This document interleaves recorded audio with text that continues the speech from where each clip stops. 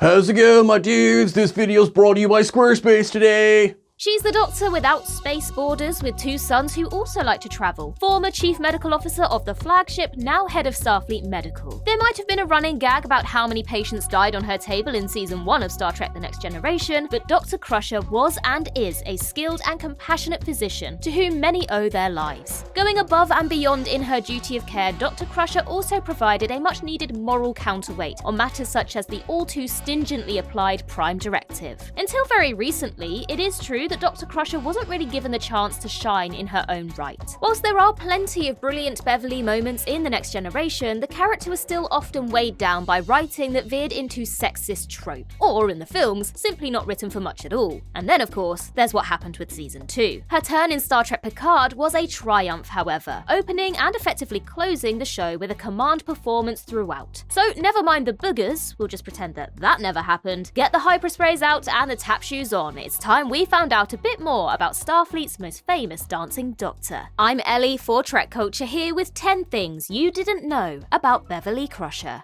Number 10. If you can do, teach. If you can teach, do. Gates McFadden and her Star Trek counterpart are two of the finest reasons to dismiss that old George Bernard Shaw binarism, those who can do, those who can't teach, as the bunch of bull that it is. McFadden has forged a supremely successful career out of doing both supremely well, and Beverly Crusher is doctor, surgeon, teacher, mother, researcher, head of Starfleet Medical, you take your pick. At the very beginning of the creation process for Star Trek The Next Generation, Beverly Crusher was in fact the ship's school teacher. As cited in the 50-year mission, The Next 25 Years from The Next Generation to J.J. Abrams, it was story editor and creative consultant David Gerald who suggested otherwise. He said, "We don't have a ship's doctor yet, why don't we have Beverly Crusher be the ship's doctor?" Others were hesitant, and then Gene started discussing it, and by lunch, Beverly Crusher was the ship's doctor. Dr. Crusher herself taught acting and was a playwright and producer, but before becoming Beverly, Gates McFadden had already spent several years as a theatre teacher in higher education at George Washington University, the University of Pittsburgh, and Harvard. She also continued to teach at several different universities after The Next Generation had finished. McFadden is an accomplished theatre director and was artistic director of Ensemble Studio Theatre in Los Angeles for 5 years. Number 9. Third time's a Star Trek. It would be impossible to imagine anyone else in the role of Dr. Crusher, but as Gates McFadden tells it in her self-narrated and exec-produced documentary series The Center Seat 55 Years of Star Trek, she almost didn't even make it to her own audition. McFadden was already in Los Angeles for something else at the time and was on her way back to the airport. It was only a last-minute call from her agent, who was a huge Star Trek fan, that got her to go to Paramount for The Next Generation audition, although her agent didn't specify the part. When McFadden arrived, she was told she could read for any of the 3 women's roles, and picked what she thought was the funny character, Beverly Crusher, but apparently that was just a scene from The Naked Now. Having been offered the job, it seems McFadden still needed a little more convincing. She would in fact say no to Trek twice, and went to do a play in New York instead. If McFadden said yes the third time, then it was, as she said in The Center Seat, because she thought it was a big step forward for women in command positions. Unfortunately, that sense of optimism for the character was not set to last long. Number 8. A season too short. Star Trek The Next Generation got off to a very rocky start. Its debut season was hit and miss, but mostly miss. Behind the scenes, cast and crew were dealing with the Maurice Hurley-Burley and being lawyered by Leonard Maislish. Denise Crosby went the way of Angry Armus, and Gates McFadden was fired, let go, or not asked back, depending on who you ask. The backstage turmoil was hardly a secret to the outside world at the time. In 1989, Cinefantastique ran a piece detailing in no uncertain terms the sturm and drang of the final frontier that had led to a creative exodus of writers and producers. Even legendary original series writer DC Fontana had left The Next Generation by October 1987. Nonetheless, McFadden appeared remarkably stoic about her departure. As she said in the Cinefantastique article, "I had a good year, made wonderful friends, did good work, and made some money." Behind such stoicism was the reality of the 1980s version of the 24th century, however. McFadden had expressed concerns about Beverly's disappointing interactions with Wesley and about certain sexist tropes she felt were present in scripts such as Angel 1 to writer-producer Maurice Hurley. As McFadden told Inside of You with Michael Rosenbaum, that really pissed him off. It was Hurley who was then reportedly responsible for her dismissal. Thankfully, fans began a year-long letter-writing campaign to bring Dr. Crusher back, and Patrick Stewart later rang McFadden to ask her to return for season 3. Number 7. Wesley's Mom.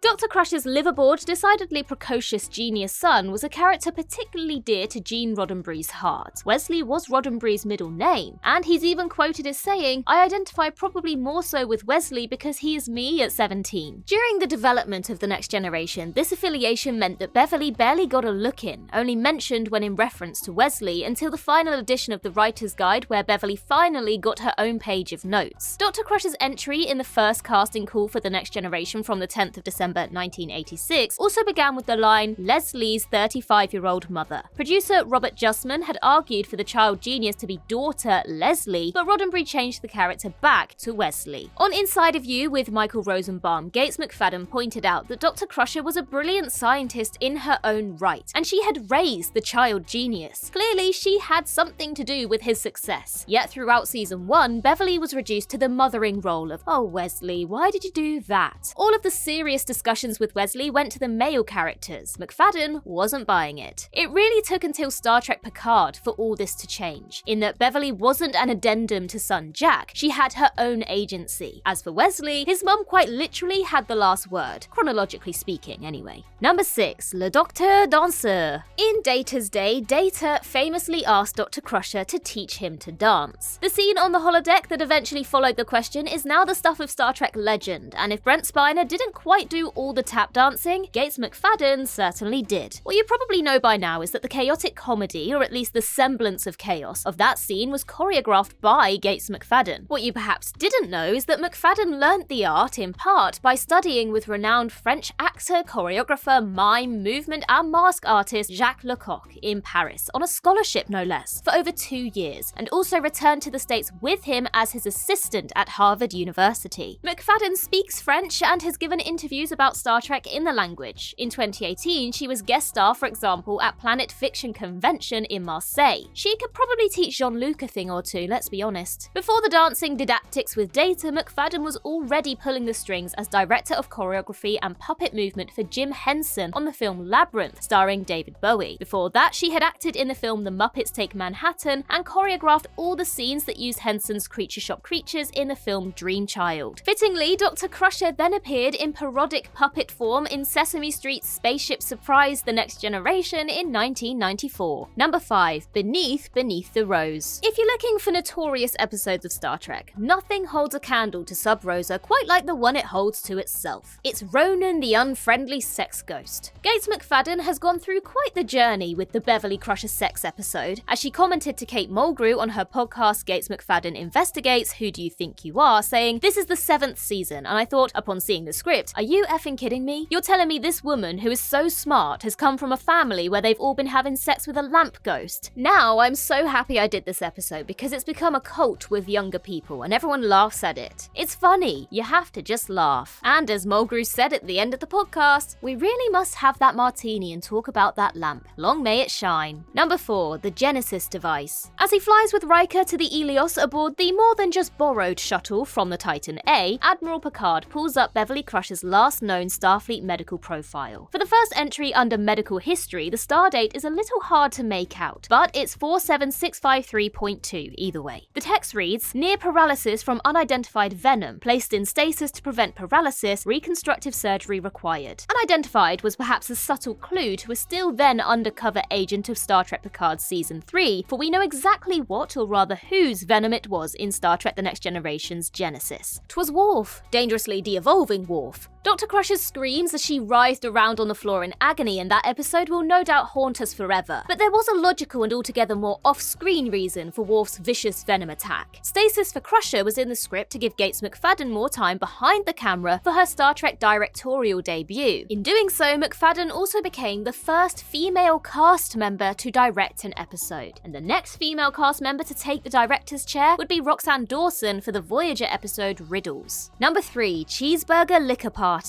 Okay, so this one is extremely left of field, but then again, there could be no greater bit of maybe unknown miscellany, nor ode to a character, than Star Trek meets acid punk rock. This inspired fusion of genres is exactly the case for Seattle-based music group Beverly Crusher. If you've come for the Starfleet Medical Conference, you'll be getting a gig instead. Oh, and Cheeseburger Liquor Party is the title of Beverly Crusher's, the band's, first album, followed up by perhaps the more apt Pills, Pills, Pills. The eponymous homage came rather naturally as well. The lead vocalist and guitarist for the band had locked himself away one summer to watch Star Trek, as all of us have quite literally done, and decided that Beverly Crusher would probably make a good band name. And it did. The name does mean that Wilson's fellow band members got to introduce themselves in rather comedic and good-natured fashion. Hey, I'm Sam Styles, I cook and play drums for Beverly Crusher. And my name is Max Styles, I play bass in Beverly Crusher. The real Beverly Crusher was more used to string quartets and piano recitals aboard the Enterprise, but we get the feeling that she was more hardcore than that. As Gates McFadden told the Shuttlepod show, she has always wanted to learn how to play the drums. Perhaps a collab with her on-screen's off-screen namesake? Number 2, Crusher 22 Beta Charlie. Throughout the run of the Next Generation movies in particular, and arguably during the show itself, Dr. Crusher wasn't given an awful lot to do. In Star Trek Generations, the character was essentially just a punchline for Data's emotional development. In Star Trek First Contact, she activated the EMH, gave her command code, and not much more. In Star Trek Insurrection, Crusher had a couple of lines, and then there was that bit about boobs. In Star Trek Nemesis, well, blink and you'll miss her.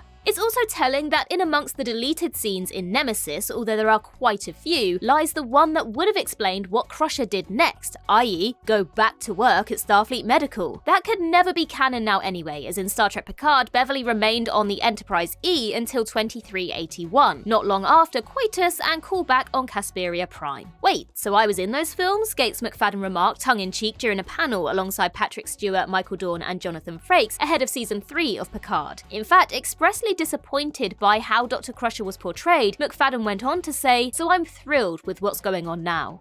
Number 1, the butterfly effect. For Season 3 of Star Trek Picard, Beverly Crusher was back, and she was bloody badass from beginning to end. From the pump-action phaser rifle to the volleys of photon torpedoes, via the DNA and Nebula Gravity Well detective work, practical and caring parenting, and general doctoring, this was a fully rounded Crusher at her very best. Well, that said, it was all probably a tap dance in the park for someone with her abilities. Gates McFadden has spoken openly about the fact that she didn't want to return to Star Trek unless the role was different. Fortunately, for all of us, the way of doing things on Picard was diametrically opposed to the Next Generation Season 1 approach. As McFadden told TrekMovie.com, showrunner Terry Matalas called her well in advance of filming to explain his story idea and ask her for her input. The pair then communicated for several months because, as McFadden noted, "I just wanted to make sure that it was really going to be a story in which Crusher was really used." The effects of Picard's third season are still being measured. For Dr. Crusher, what began with a move back to Earth and to London to protect her son ended in battle with rogue changelings and the Borg Queen, their defeat and a joyful return to Starfleet. Even the smallest of actions in life can make a legacy. So for the character that finally got to change the most, let's hope that butterfly continues to flap its wings. Dudes, it's your favorite Rysian meteorologist Chad Tarka, here to tell you about the awesomeness of Squarespace. They've got the next generation of technology with their fluid engine. You know me, my friends. I'm Salt the Riser. I don't get that techno babble. So when I talk about fluid engine and how awesome Squarespace is to use, even I can use it. If I can, you can. They can even help you make custom merch. Signed Chad Tarka neck brace is coming soon. And you can sell it via the online store that they offer. And when you're ready to rip some waves like me, go to squarespace.com/TrekCulture for a free trial and for 10% off your first website or domain purchase. You're awesome, my dudes. Do the awesome thing. Chad Tarka out. And there you have it, 10 things you didn't know about Beverly Crusher. Or maybe you did. But if there's something we missed, then do let us know in the comments down below. And while you're there, don't forget to like and subscribe and tap that notification bell so you never miss a TrekCulture video ever again. Also, head over to Twitter and follow us there, and I can be found across various social medias just by searching Ellie Littlechild. I've been Ellie with TrekCulture. I hope you have a wonderful day, and remember, to boldly go where no one has gone before.